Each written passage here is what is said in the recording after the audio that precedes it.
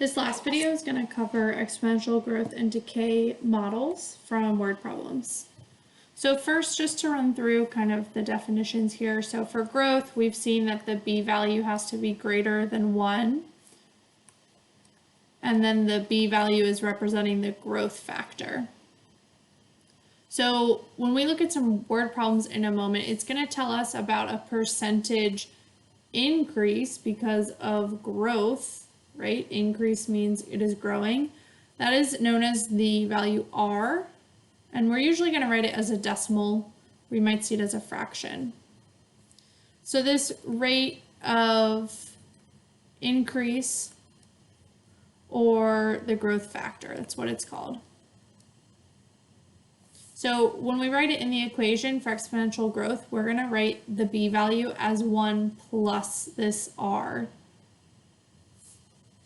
When we have exponential decay, we know our b value is greater than 0 and less than 1. So the value of b is the decay factor in this situation. Since it's decaying, it is a percentage decrease. Decay, decrease. Again, we're writing it as a decimal, and it's the rate of decay.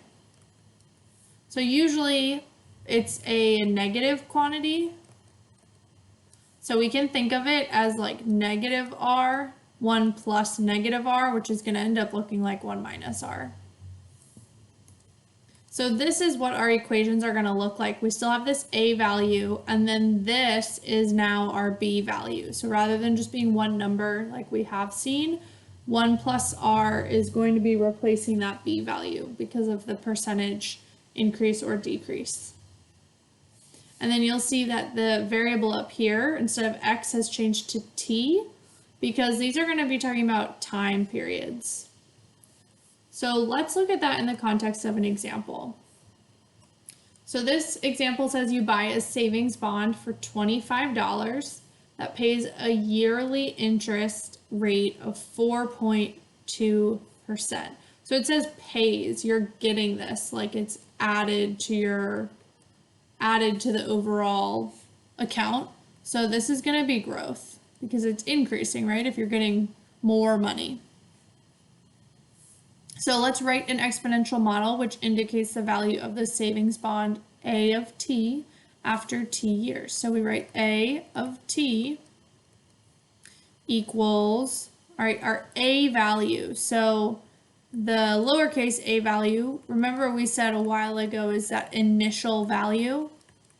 So your bank account here, or your savings bond, excuse me, started at $25. So 25 is that initial amount.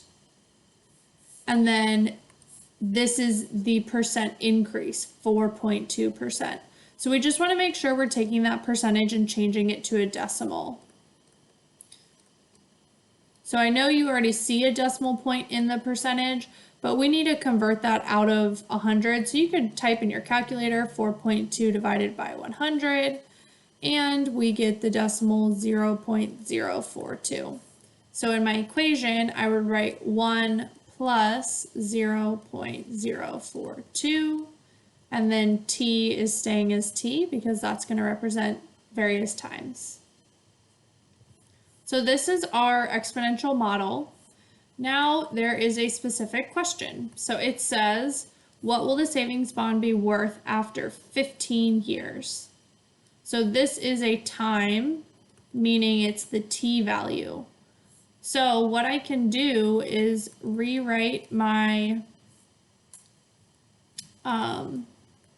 function here, but I want to know what's happening at t equals 15. So I'm going to rewrite the whole thing, but instead of writing t, I'm going to plug in the value 15. So here we could hop over to Desmos to use the calculator. We get 25 times 1 plus 0.042 raised to the 15th is about 46.34 if we round that. So you're going to have 46 $2,000.34. So look at that. That's why bank account or something starting with interest is always a good strategy because your money will increase. All right, let's look at another example. So now we're drinking some Starbucks. The coffee has 330 milligrams of caffeine. Each hour, the caffeine in your system decreases by about 12%. It's saying the word decrease. Our caffeine is going down. So this is going to be a decay model. Write a model that gives the amount of caffeine T hours after you begin drinking. Okay, so A of T equals, I always start with my initial value. Well, if I look at the top, what I started with was 330 milligrams of caffeine. Okay, now since my caffeine is decreasing, I need to convert this to a decimal. So again, you can do 12 divided by 100, 0.12.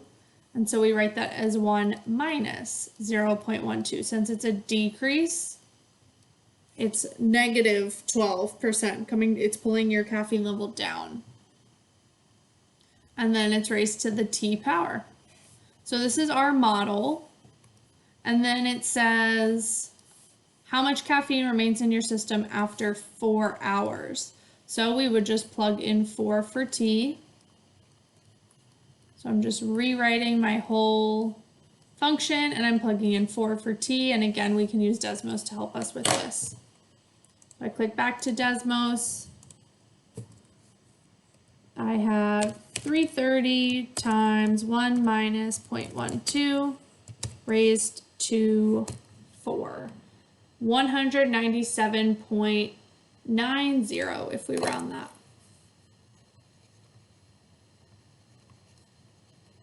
So that's how much caffeine is still in your system 4 hours after you drink the coffee. All right, let's try one more example altogether. Anna opens a savings account that pays 4.5% annual interest. If her initial investment, look at that, it gave us the word initial this time. That's good to know. This is going to be that A value. She makes no additional investments or withdrawals. How many years will it take before it gets to at least $500? So A of T, my initial value is $300. She's being paid 4.5% interest. If you get paid, then it's growing. So this is going to be growth. And again, 4.5 divided by 100 to convert that, 0.045. And since it's growth, it is 1 plus 0.045. It is positive because it's increasing for time t. So this last question said how many years before Anna's account grows to $500. So this time we have this value and we want to know what is this t value. We don't know. Well, we're not going to solve this yet. You'll see the directions say just set up, do not solve. This is something we are going to explore more after spring break. So as long as you can read a word problem and create the model like we did right here, then you are good to go for this quiz. Great job.